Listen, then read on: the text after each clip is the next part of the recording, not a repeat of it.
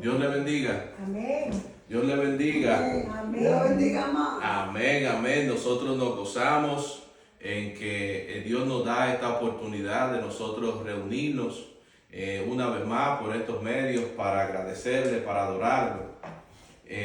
Lo adoramos ahora de lejos, pero un día como esa alabanza que entonábamos antes de que comenzáramos ahora, habrá un día que estaremos en su presencia con millares, con los santos de todos los tiempos, y veremos nosotros a nuestro Salvador, y como dice la palabra, le veremos tal y como Él es. Alabado sea el nombre del Señor. Nosotros estamos gozosos de que el Señor nos permite una vez más reunirnos por estos medios. Estamos estudiando la carta, la epístola de Pablo a la iglesia de los romanos, y hemos estado estudiando los primeros dos capítulos.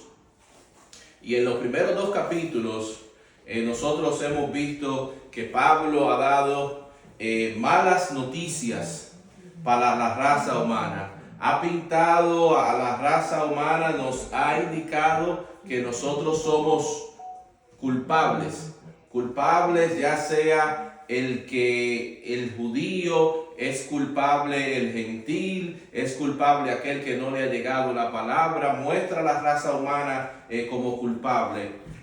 Nosotros vamos a ver a Pablo que no solamente nos da las malas noticias, continúa él en este capítulo, en el versículo 23, cuando él dice: por cuanto todos pecaron. Da un resumen: todos. No hay uno que esté exento, todos pecaron, están destituidos de la gloria de Dios. Pero dentro de esta epístola de los romanos no solamente hay malas noticias, sino que están buenas noticias. Está la noticia más grandiosa, que es la noticia de la gracia de Dios. Hay malas noticias, pero para entender lo que son las buenas noticias hay que entender las malas noticias, de que no teníamos esperanza en nosotros alguna. Escuché en una ocasión un cuento que hablaba de una persona, de un hombre que tenía siempre una petición. Era un hombre que era muy fanático del deporte del béisbol, y él siempre tenía en su mente que el béisbol es tan bueno que en el cielo, decía él, tenía que jugarse béisbol. Y él oraba y preguntaba, y él quería tener esa respuesta. Y en una ocasión, él orando, dice este cuento, es un cuento que se le presentó un ángel, y el ángel dice que le tenía buenas y malas noticias. Le pregunta cuáles son las buenas noticias, y le dice que la buena noticia es que la pregunta que él ha estado haciendo en oraciones tendría ahora su respuesta. Y la respuesta era que en el cielo, sí, de acuerdo a este cuento, se jugaba béisbol. El hombre está emocionado, está contento porque se le responde que sí, que en el cielo se va a jugar béisbol de acuerdo al cuento. Y le pregunta: ¿y cuáles son las malas noticias? Dice: las malas noticias es que tú eres el pitcher abridor del juego de mañana. Oh. Pero Pablo está pintando aquí en el fondo del capítulo 1 y 2 un cuadro negro. A veces nosotros vemos que si hemos visto a alguien quien está pintando un cuadro, vemos a veces que no nos hace sentido el cuadro. A veces cuando se está pintando un cuadro, nos parece que es un garabato a veces. Y en el caso de Pablo, el fondo del cuadro que Pablo está pintando está completamente negro.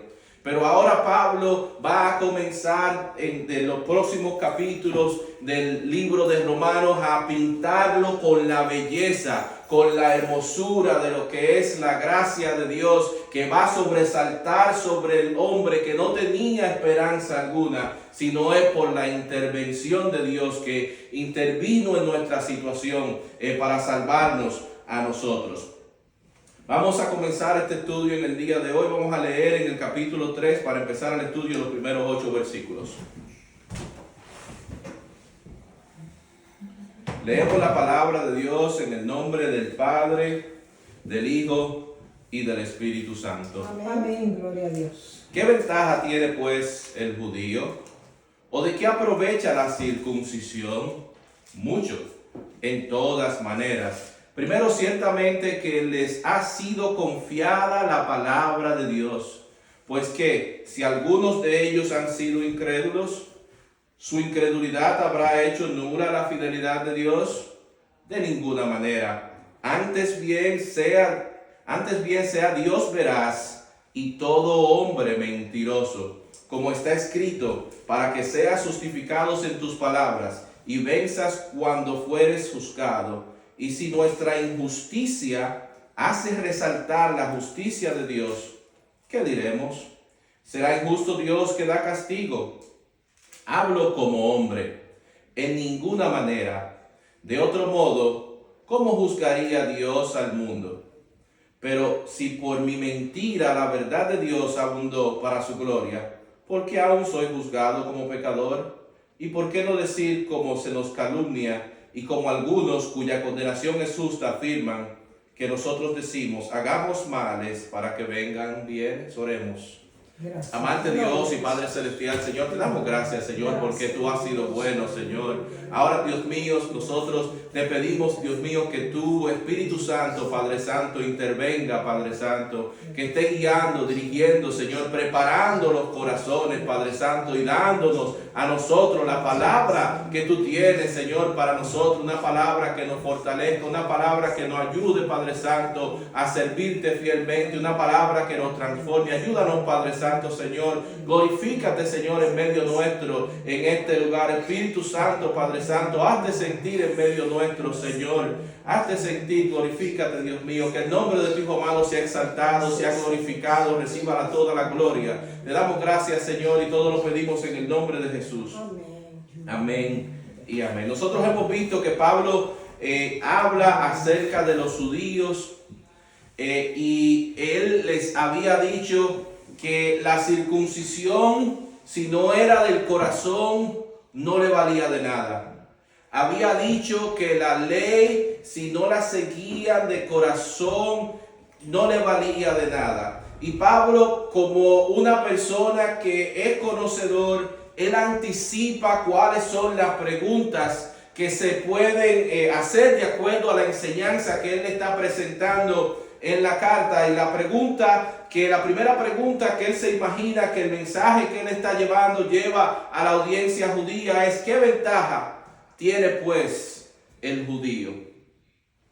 Y Pablo dice que la ventaja que tiene el judío es mucha. ¿Por qué? Porque le fue confiada la palabra de Dios al judío. Y eso es una bendición muy grande que se le haya sido confiado a alguien este mensaje. Como es una bendición muy grande a toda persona que en el hogar en el que haya nacido, en el hogar en el que se haya criado, sea un hogar que crea en Dios, sea un hogar que le sirva a Dios. Es una bendición muy grande para todo aquel que crece dentro del conocimiento del mensaje del Evangelio. Pero dice Pablo que para el judío era una ventaja grande. ¿Por qué? Porque se le fue confiada la palabra de Dios.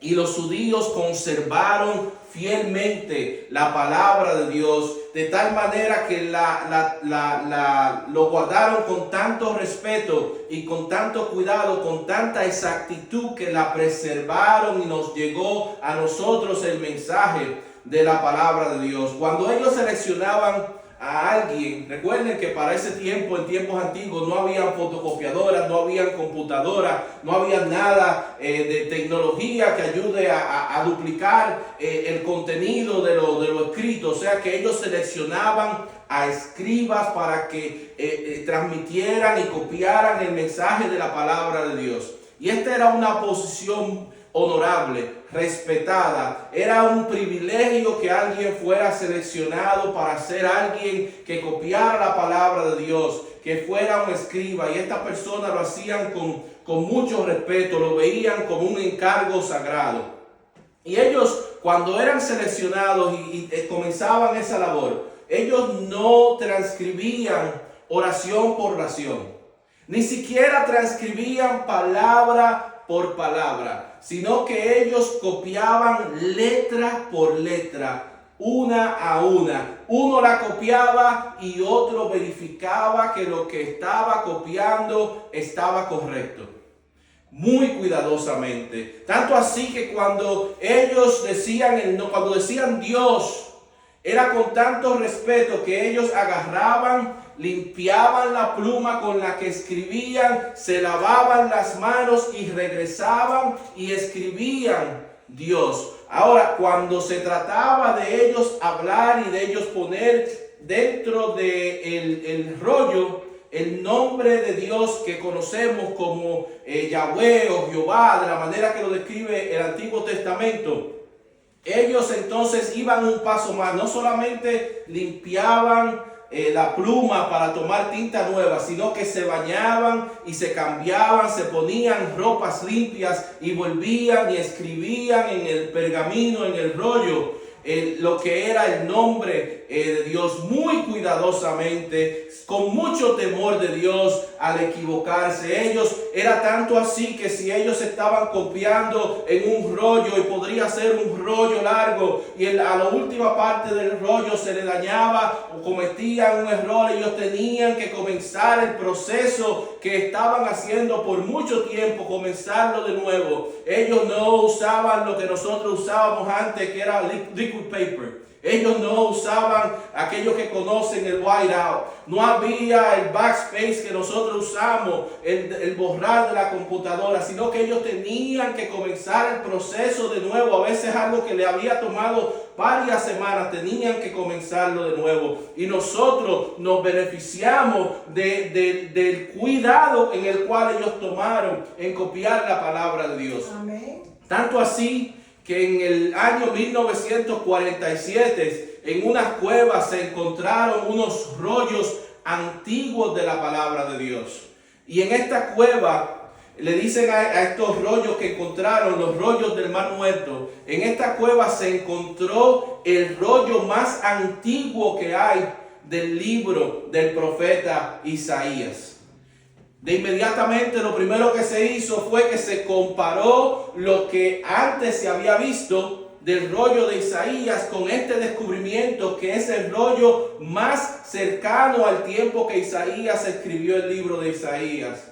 Y no para sorpresa de nosotros, es que no encontraron diferencia entre ambos pergaminos, entre ambos rollos, el rollo más antiguo que encontraron y el rollo que estaba existente, que se conocía y que se había transcribido de la Biblia. Por eso lo debemos al cuidado con el cual ellos tuvieron para transmitir la palabra de Dios. Ellos guardaron la palabra de Dios fielmente.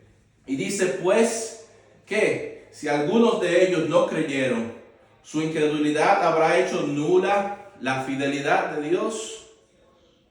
La fidelidad de Dios, como dice aquella canción, es grande. Su fidelidad incomparable es. Y ellos tienen una promesa que viene desde el tiempo de Abraham y le prometía que si desobedecían iban a tener consecuencias.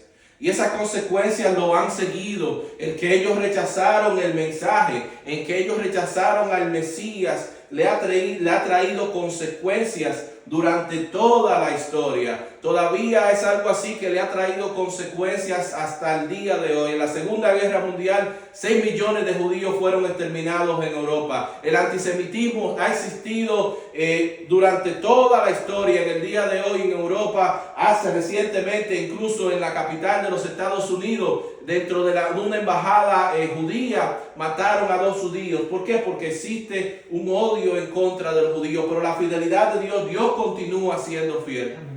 Aunque ellos se han alejado, aunque han sido infieles, Dios continúa siendo fiel. Y el día que se arrepientan y se van a arrepentir, porque la Biblia dice que se van a arrepentir, Dios los recibirá como recibió al hijo pródigo. Y también Dios nos recibe a nosotros cuando nosotros hemos fallado. Muchas veces el enemigo trata de confundir pensando que nosotros le hemos sido infieles a Dios y que Dios nos va a perdonar. O le dice al ser humano que el ser humano ha pecado demasiado, se ha alejado demasiado, de manera que Dios no lo va a perdonar, dice a veces la gente.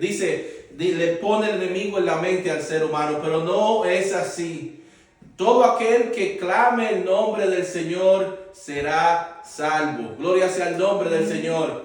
Dios es un Dios de perdón. Todo aquel que cree en Jesús, todo aquel que se arrepiente es perdonado. En 2 de Timoteo capítulo 2 versículo 13, escribió el apóstol Pablo a Timoteo: si fuéramos infieles, Él permanece fiel. Él no puede negarse a sí mismo. Dice el versículo 5: y si nuestra injusticia hace resaltar la justicia de Dios, ¿qué diremos? ¿Será injusto Dios que da castigo? Hablo como hombre.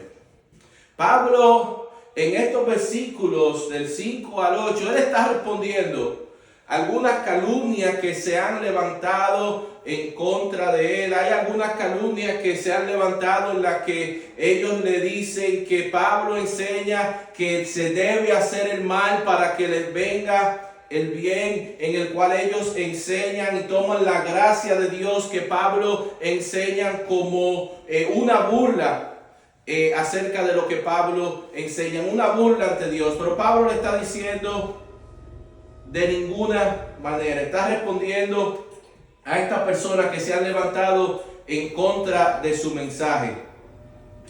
Se levantan en contra del mensaje de Pablo, que dice que donde abundó el pecado, sobreabunda la gracia, que Dios es un Dios perdonador. Ellos se burlan en contra de este mensaje y levantan calumnias diciendo que Pablo está enseñando a la gente a pecar para demostrar lo que es la gracia de Dios.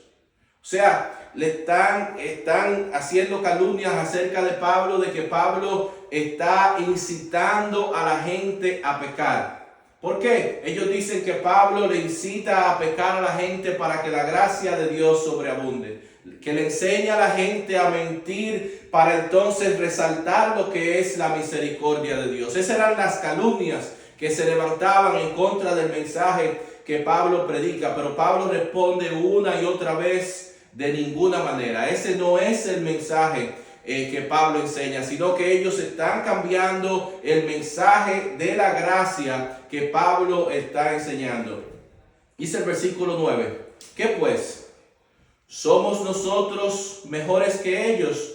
En ninguna manera, pues ya hemos acusado a judíos y a gentiles que todos están bajo pecado. Como está escrito: no hay justo, ni aun uno, no hay quien entienda, no hay quien busque a Dios. Todos se desviaron, a una se hicieron inútiles. No hay quien haga lo bueno, no hay ni siquiera uno.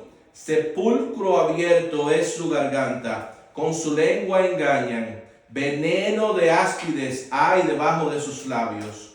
Su boca está llena de maldición y de amargura. Sus pies se apresuran para derramar sangre. Quebranto y desventura hay en sus caminos, y no conocieron camino de paz.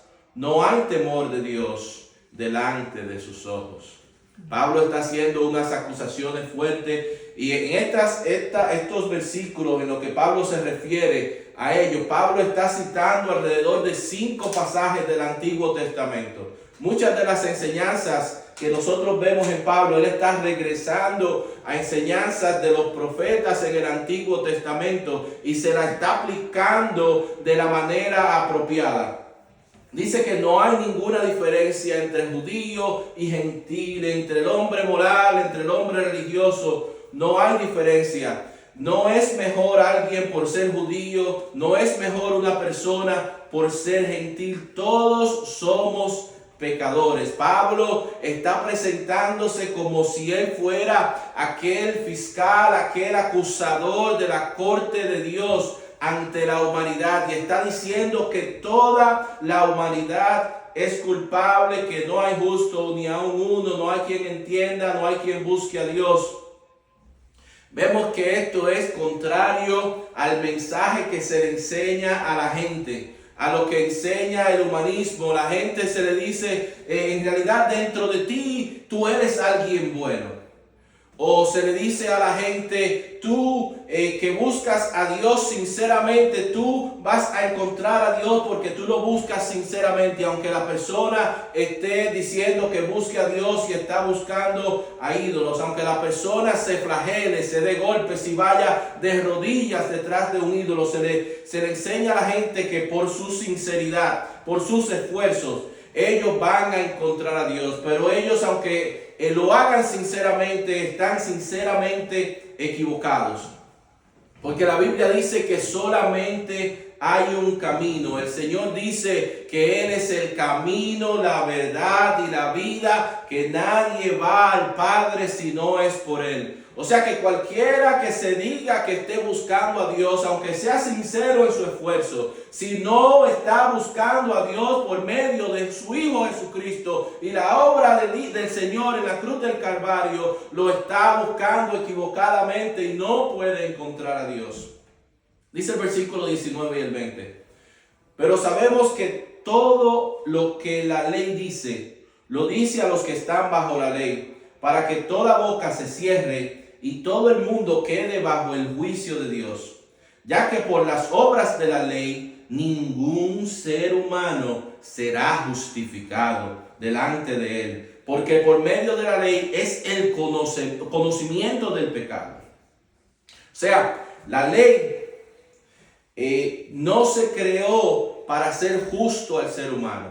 No hay ningún ser humano en la historia de la humanidad que haya podido seguir la ley fielmente. Solamente el Señor Jesucristo pudo seguir la ley al pie de la letra, pero todos hemos fallado. No hay nadie que se hace justo mediante la ley. No hay nadie que logre alcanzar a Dios o la justicia de Dios, el perdón de Dios, la gracia de Dios mediante la ley, sino que la ley es como un espejo que nos da a demostrar a nosotros nuestra condición, cuán lejos estamos nosotros de la perfección que exige Dios. La ley es como un espejo que nos muestra eso, pero no nos quita el pecado, nos muestra el pecado. La ley es como la pesa que nosotros nos pesamos y nos dice que estamos a veces en sobrepeso. Pero la pesa no nos ayuda a quitarnos el peso adicional que tenemos nosotros, sino que nos dice la verdad, nos marca el número de las libras que tenemos.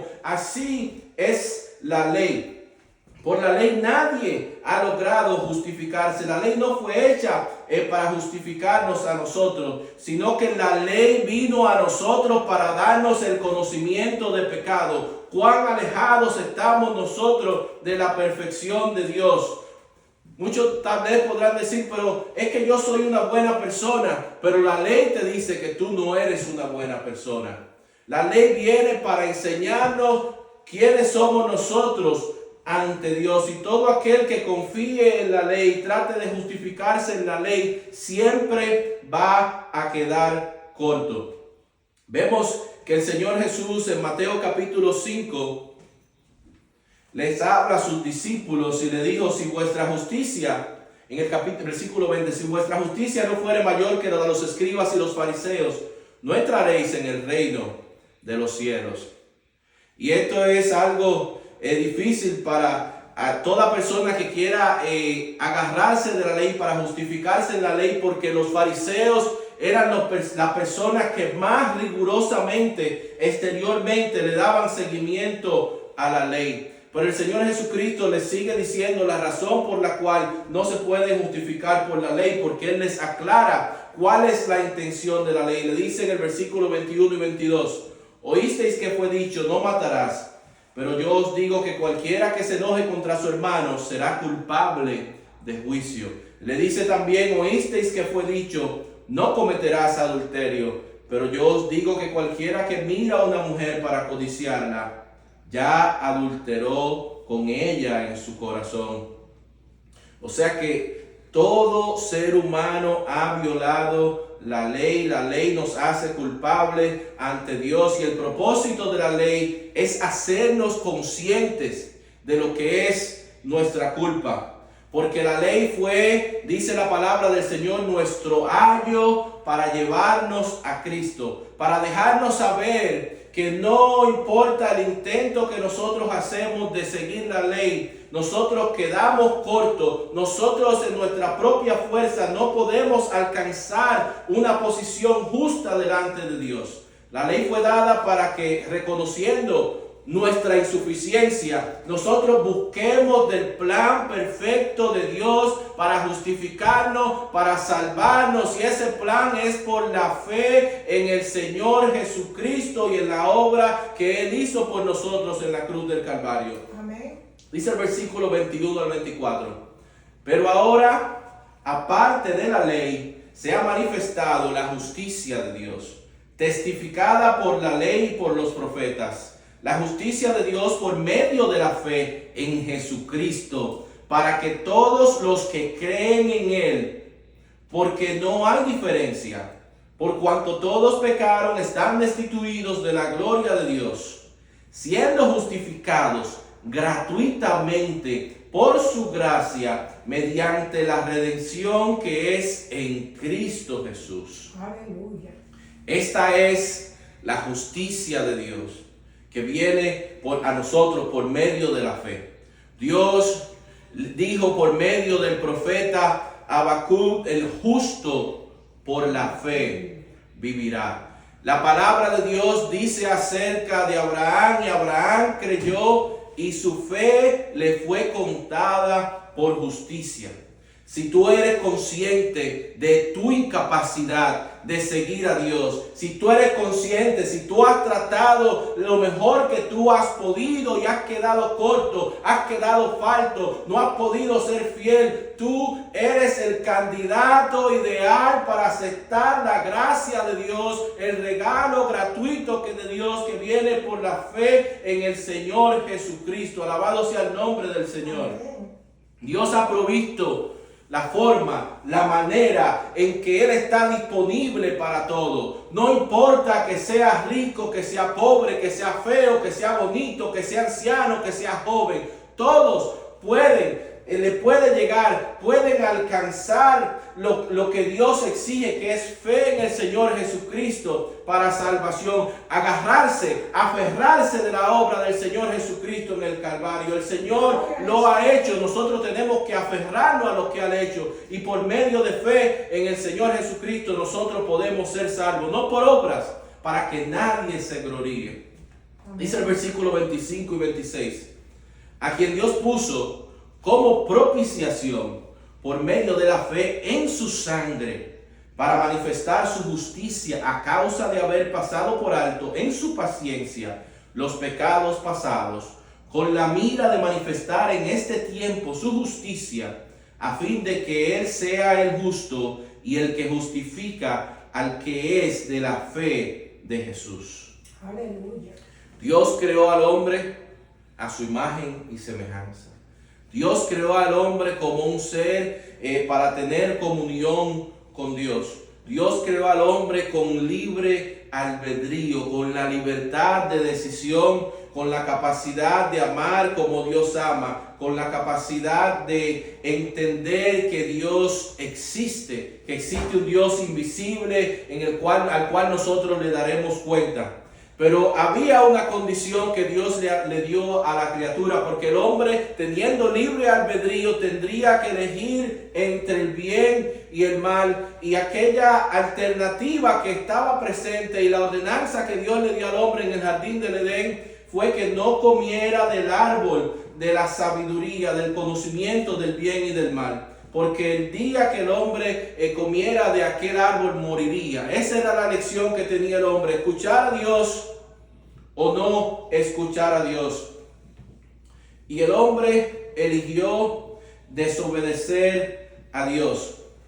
Y el hombre, debido a la desobediencia a Dios, entonces entró el pecado a la humanidad, y así como entró el pecado, entró la muerte, y el pecado creó una separación con Dios. En el jardín del Edén, Dios se paseaba en el jardín del Edén, y allí estaba Adán y Eva, en la presencia del Señor, hombre y mujer perfecto, en la presencia de Dios, donde Dios se paseaba en medio de ellos. Pero vemos que inmediatamente hubo el pecado creó una ruptura en esa relación. Y lo primero que hizo entonces es que cuando ellos pecaron, ellos se escondieron de Dios, porque ellos sabían que ellos estaban mal. Isaías capítulo 59, versículo 2 dice: pero vuestras iniquidades han hecho división entre vosotros y vuestro Dios, y vuestros pecados han hecho ocultar de vosotros su rostro para no oír.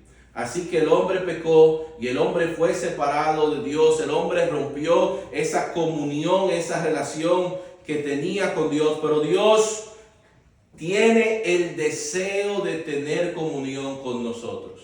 No que nosotros no lo merecemos, pero Dios tiene el deseo de tener comunión con nosotros, y Él constituyó la manera en que el hombre puede tener comunión con Dios. Y vemos que desde el jardín del Edén en adelante, Él apuntó a cuál sería la manera perfecta, apuntó hacia lo que sucedería en el Calvario, porque lo primero que Adán y Eva hicieron en el huerto del Edén fue que se escondieron.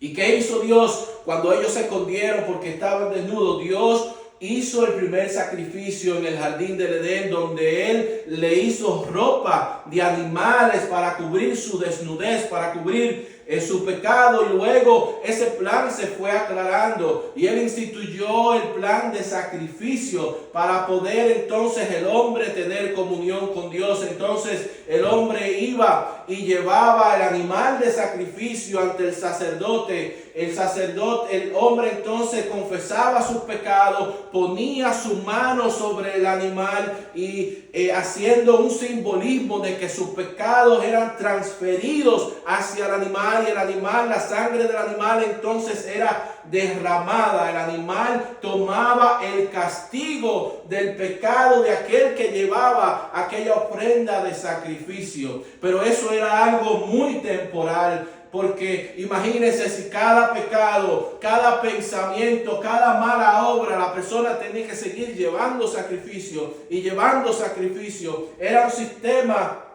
que no era eficiente en ese sentido, pero era un sistema que apuntaba hacia la obra del Señor Jesucristo en la cruz del Calvario. Gloria sea el nombre del Señor, hacia el sacrificio perfecto del Señor Jesucristo. Aleluya. Esa era la base justa en la cual Dios podía restaurar la comunión con el hombre en el Antiguo Testamento. Amén.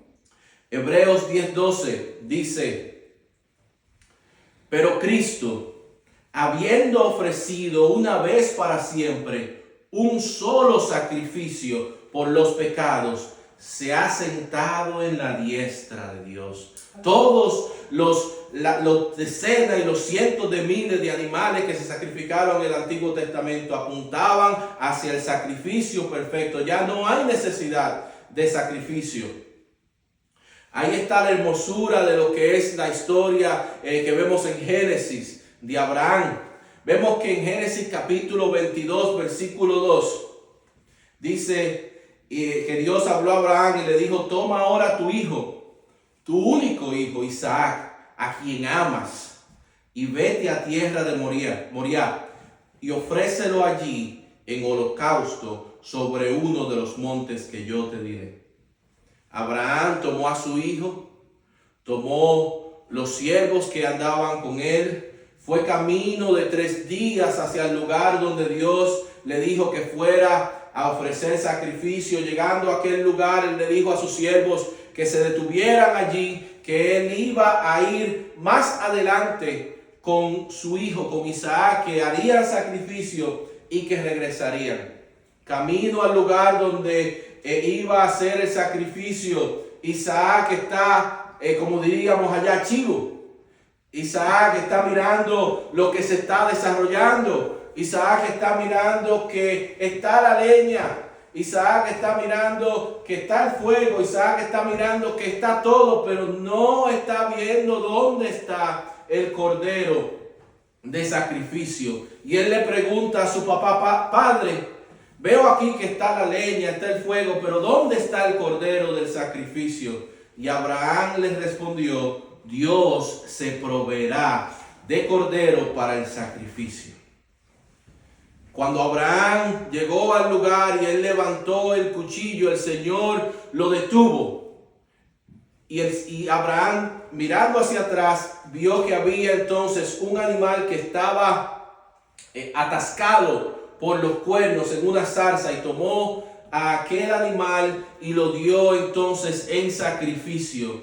Y dice que Abraham llamó a aquel lugar en el monte de Moriah, donde él iba a ofrecer a Isaac, y Dios proveyó el sacrificio para que lo ofreciera. Dice que lo llamó Jehová Jireh, el Señor proveerá. Y dijo: en el monte de Jehová será provisto. Todo apuntaba hacia la obra del Señor Jesucristo en el Calvario.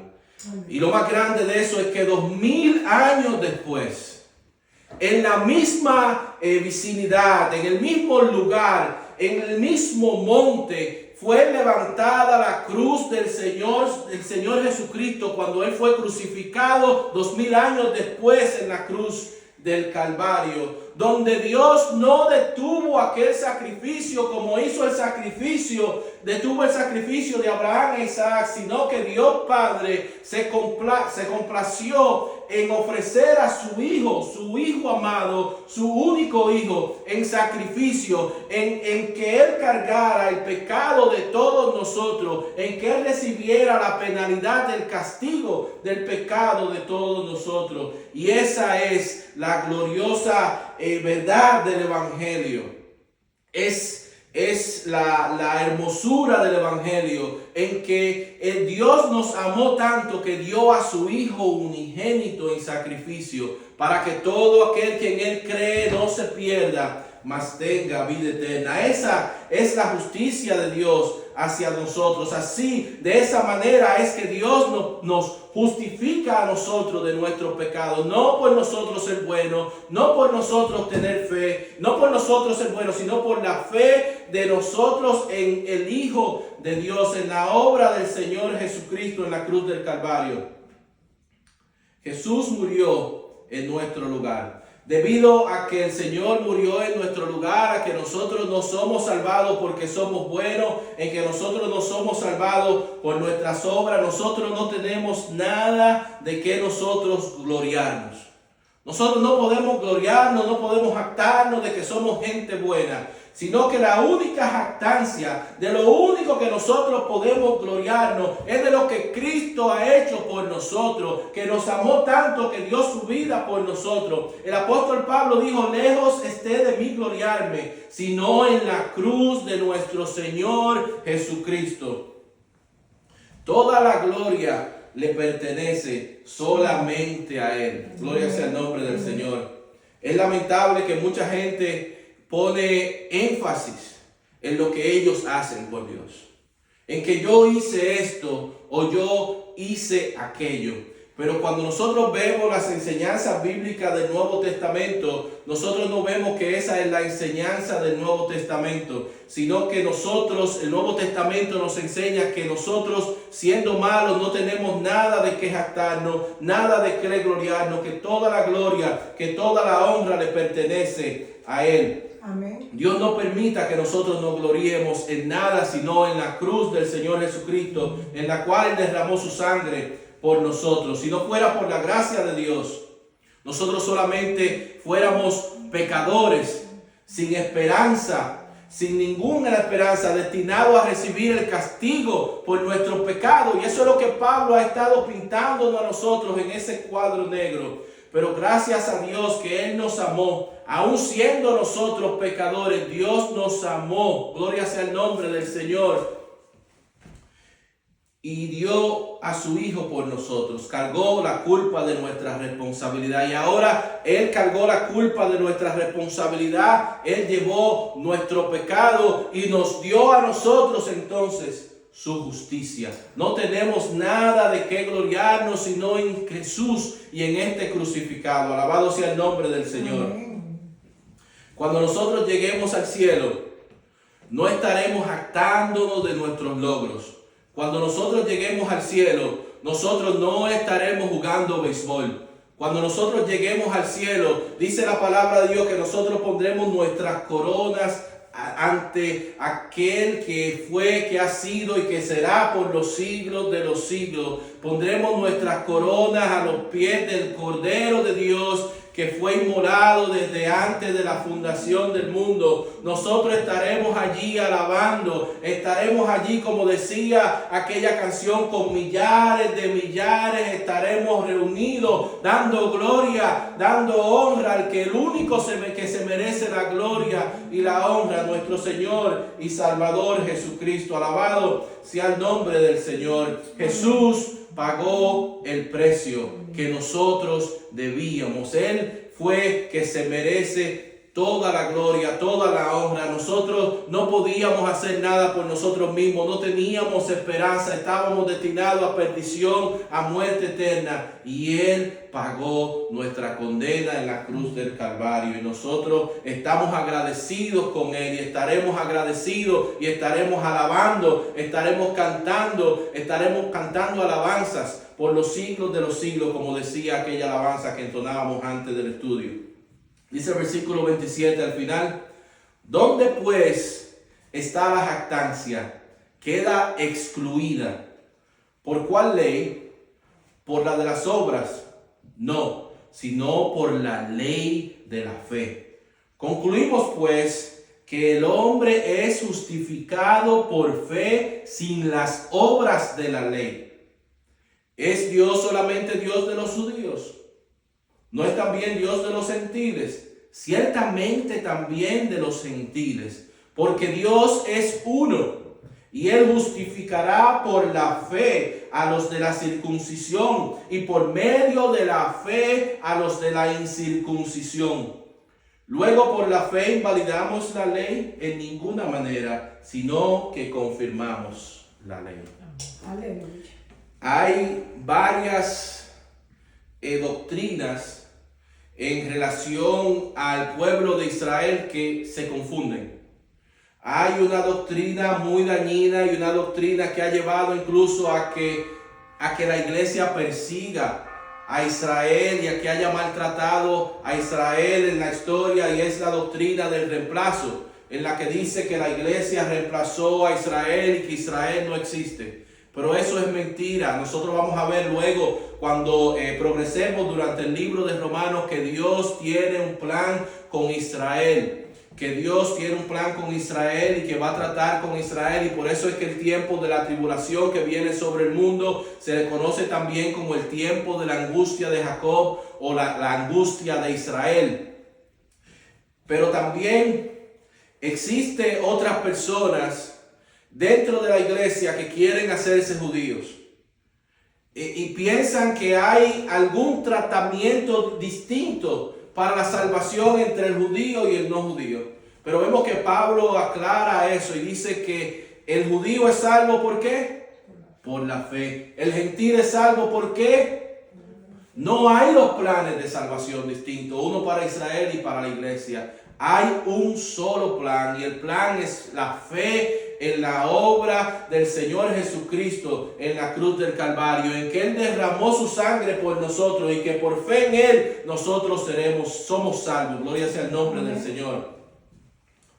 Nadie puede ser salvo por las obras, nadie puede jactarse por las obras. La ley, como dijimos, muestra que nosotros no podemos acercarnos a Dios por nuestros propios esfuerzos. La ley no nos puede justificar. Y al entender esto, entonces, que la ley no nos puede justificar, que nuestros esfuerzos no nos pueden justificar, lleva al ser humano entonces a la única manera en la que nosotros podemos ser salvos, y es por la fe en el Señor Jesucristo. Alabado sea el nombre del Señor. Para terminar, hay un himno que lo explica mejor que lo que yo he estado tratando de explicar en este estudio de este capítulo 3.